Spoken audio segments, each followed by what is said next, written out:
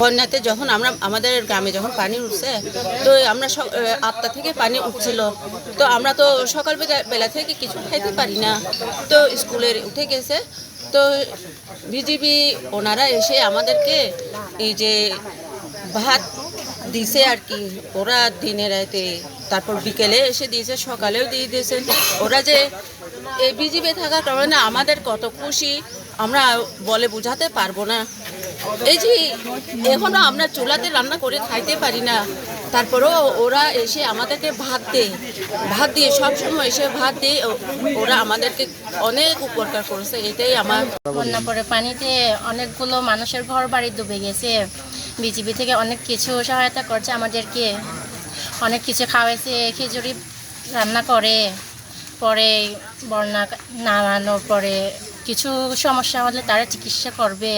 রান্না করতে পারি না, সবাই স্কুলে উঠে গেছে, আর বিজিবি থেকে ওনারা খিচুড়ি রান্না করে দিছে আমাদেরকে, খুবই খুশি হলাম। আর এবারেও ত্রাণ দিছে।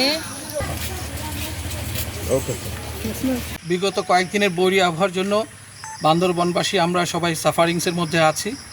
সেক্টর হেডকোয়ার্টার বান্দরবন বিজিবি, আমরাও এর থেকে রেহাই পাইনি, আমরাও অবরুদ্ধ ছিলাম। বাট আমাদের নৈতিক দায়িত্ব থেকে আমরা বের হয়ে এসেছি। আমাদের সেক্টর থেকে আমরা বের হয়ে এসে আমাদের পার্শ্ববর্তী এলাকা যারা আছেন, যারা বন্যা দুর্গত অবস্থায় আছেন, পানিতে আটকা পড়েছেন, তাদেরকে রেস্কিউ করে বা স্কুলগুলোতে আশ্রয়ের ব্যবস্থা করেছি। পিছনে এটা দেখতে পাচ্ছেন আমাদের বিজিবি স্কুল, এখানেও কিছু পরিবার আশ্রয় নিয়েছে, এবং সামনে ক্রাইখংপাড়া প্রাইমারি স্কুল, এখানে কিছু আশ্রয় নিয়েছে। আশ্রয় নিলেই শুধু হচ্ছে না, তাদের সবারই ঘর বাড়ি ডুবে গেছে।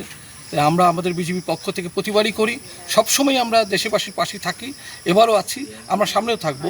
আমরা সেক্টর হেডকোয়ার্টার থেকে বের হয়ে আমরা এই পরিবারগুলোর জন্য ত্রাণের ব্যবস্থা করেছি। আমরা গত 3 দিন তাদেরকে 3 বেলা খাবার সরবরাহ করেছি। 122টা পরিবারের অ্যারাউন্ড 250 প্লাস এরকম জনবলকে আমরা খাইয়েছি 3 বেলা।